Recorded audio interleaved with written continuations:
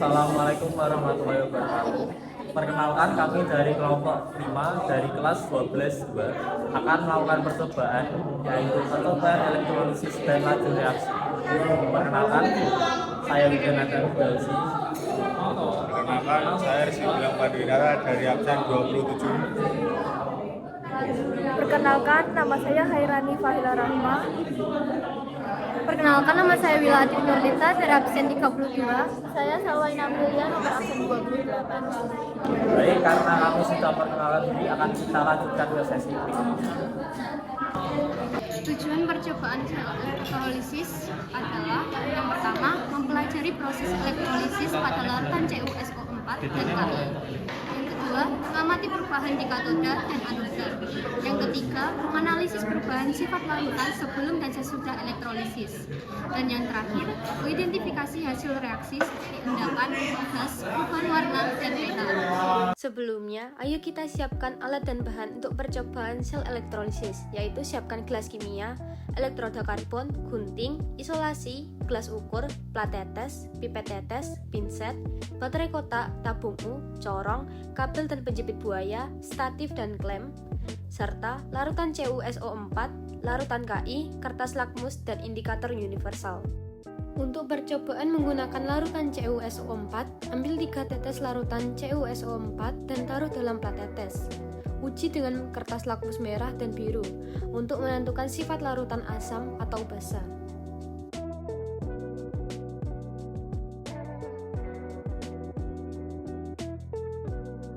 Ambil 60 ml larutan CuSO4 dan masukkan ke dalam tabung U menggunakan corong sampai permukaan larutan kurang lebih 2 cm di bawah mulut tabung.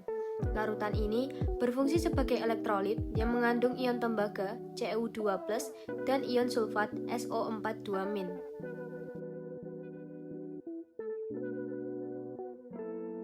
Selanjutnya, uji dengan indikator universal untuk menentukan ukuran pH dari larutan tersebut. Sambungkan elektroda ke sumber daya menggunakan kabel atau penjepit buaya. Elektroda yang terhubung ke kutub positif menjadi anoda dan yang terhubung ke kutub negatif menjadi katoda. Celupkan elektroda karbon pada masing-masing mulut tabung. Lakukan elektrolisis dengan menghubungkan elektroda karbon dan baterai melalui kabel arus selama kurang lebih 10 menit. Aliran listrik ini akan menyebabkan reaksi elektrolisis di mana ion Cu2+ bergerak menuju katoda dan mengendap sebagai tembaga atau Cu pada permukaan katoda. Di anoda, tembaga akan teroksidasi menjadi ion Cu2+ yang larut dalam larutan. Lalu, ambil 3 tetes larutan setelah dielektrolisis menggunakan pipet, lalu letakkan pada plat tetes dan uji dengan kertas lakmus merah dan lakmus biru untuk mengetahui sifat larutan setelah reaksi elektrolisis.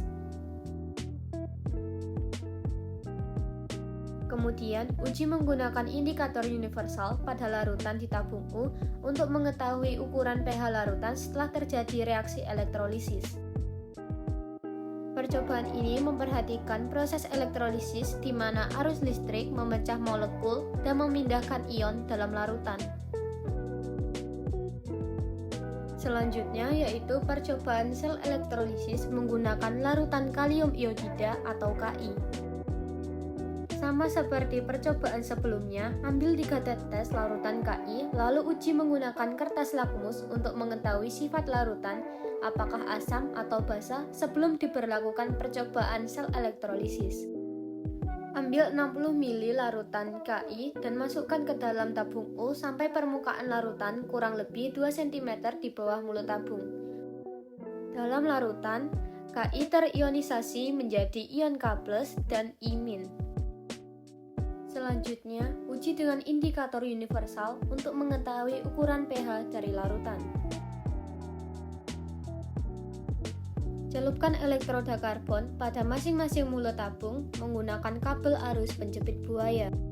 Lakukan elektrolisis selama kurang lebih 10 menit.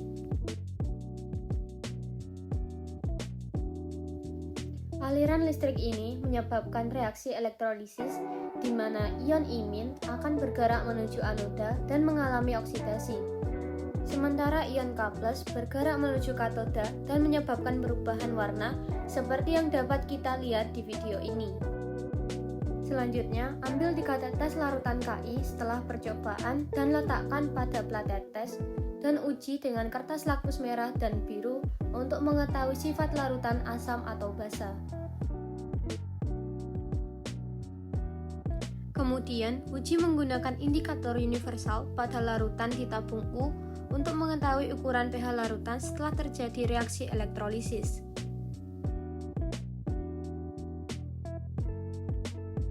Percobaan ini menunjukkan prinsip elektrolisis di mana energi listrik memecah senyawa ionik dalam larutan.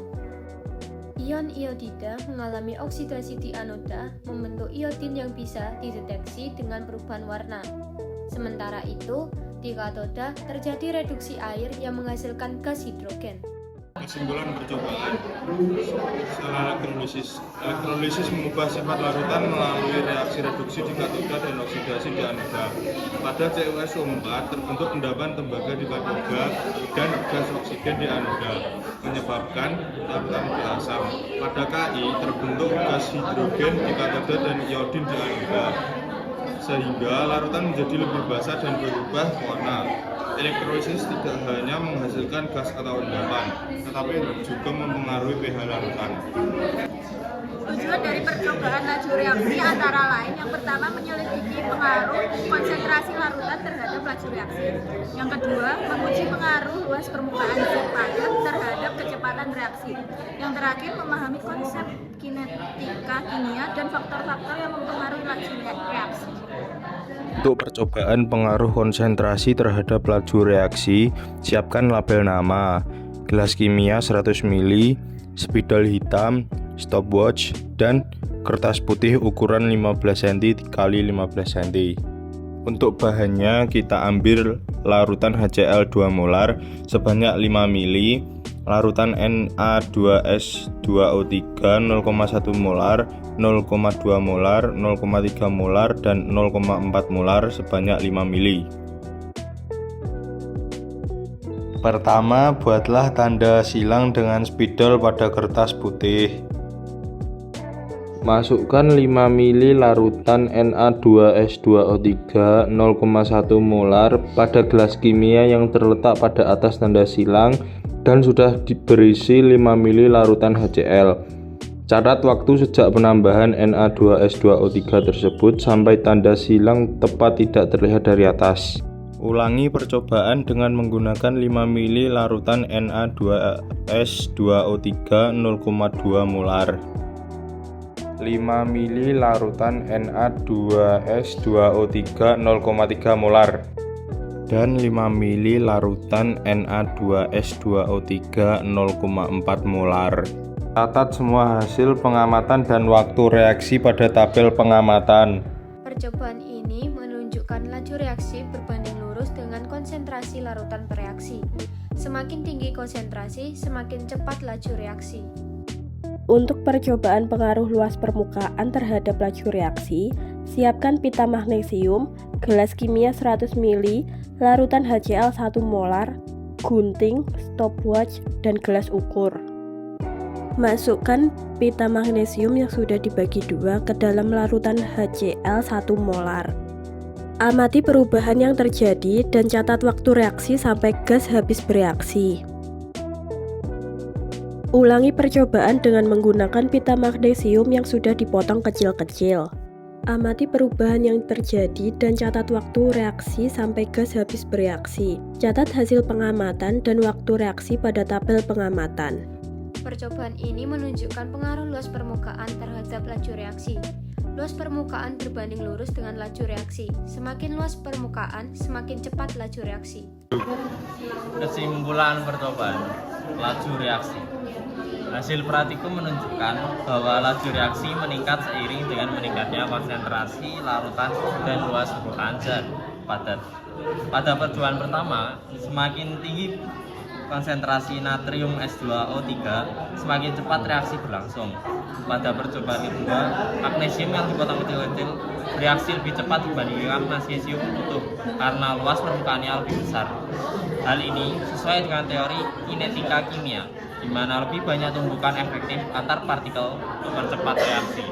Setelah melakukan pengamatan dalam percobaan tadi, masukkan data yang telah didapatkan dalam lembar kerja yang telah tersedia. Sekian praktikum dari kami kelompok 5. Kurang lebihnya mohon maaf. Wassalamualaikum warahmatullahi wabarakatuh.